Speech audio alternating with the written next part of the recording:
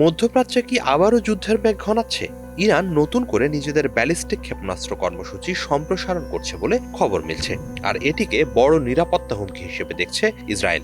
এই হুমকি মোকাবেলায় দ্রুত পদক্ষেপ নেওয়া প্রয়োজন হতে পারে বলে ট্রাম্পকে অবহিত করতে যাচ্ছেন ইসরায়েলের প্রধানমন্ত্রী বেনিয়ামিন নেতানিয়াহু।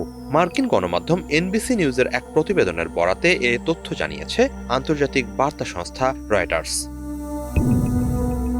এনবিসির প্রতিবেদনে বলা হয়েছে, ইসরায়েলি গোয়েন্দা ও প্রতিরক্ষা কর্মকর্তারা ক্রমবর্ধমানভাবে উদ্বিগ্ন হয়ে উঠছেন যে চলতি বছরের মাঝামাঝি ইসরায়েলি সামরিক হামলায় ক্ষতিগ্রস্ত হওয়ার পরও ইরান আবার তাদের ব্যালিস্টিক ক্ষেপণাস্ত্র উৎপাদন সক্ষমতা পুনর্গঠন ও সম্প্রসারণের চেষ্টা করছে। এই প্রচেষ্টা সফল হলে তা শুধু ইসরায়েলের জন্য নয়, গোটা মধ্যপ্রাচ্যের নিরাপত্তার জন্য বড় ঝুঁকি তৈরি করতে পারে বলে মনে করছেন তারা।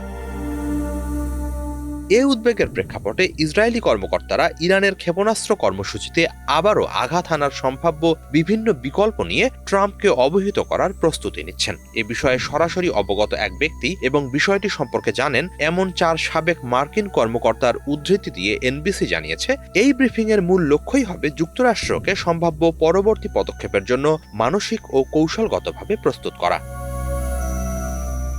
ইসরায়েলি কর্মকর্তারা আরও উদ্বিগ্ন যে ইরান শুধু ক্ষেপণাস্ত্র কর্মসূচিই নয়, তাদের পারমাণবিক সমৃদ্ধকরণ কেন্দ্রগুলোও পুনর্গঠন করছে। জুন মাসে এসব পারমাণবিক স্থাপনায় যুক্তরাষ্ট্র বাংকার ব্লাস্টার বোমা ব্যবহার করে হামলা চালিয়েছিল। এরপরও পরমাণু কেন্দ্রগুলোর পুনর্গঠনে ব্যাপক উৎকণ্ঠিত নেতানিয়াহু সরকার। তবে এই মুহূর্তে ইসরায়েলের দৃষ্টিতে সবচেয়ে তাৎক্ষণিক হুমকি হচ্ছে ইরানের ক্ষেপণাস্ত্র উৎপাদন কেন্দ্র পুনর্নির্মাণের চেষ্টা এবং আগের হামলায় ক্ষতিগ্রস্ত আকাশ প্রতিরক্ষা ব্যবস্থা মেরামতের উদ্যোগ।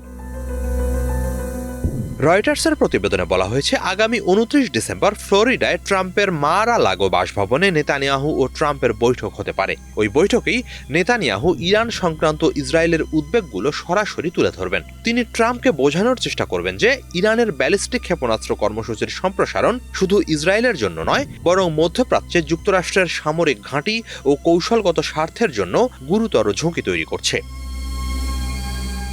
সূত্রগুলো জানিয়েছে, পরিবর্তিত পরিস্থিতিতে নতুন কোনো সামরিক হামলা চালানোর প্রয়োজন হলে যুক্তরাষ্ট্র সরাসরি অংশ নিতে পারে কিংবা গোয়েন্দা ও লজিস্টিক সহায়তা দিতে পারে, এমন বিকল্প নিয়েও আলোচনা হতে পারে বৈঠকে।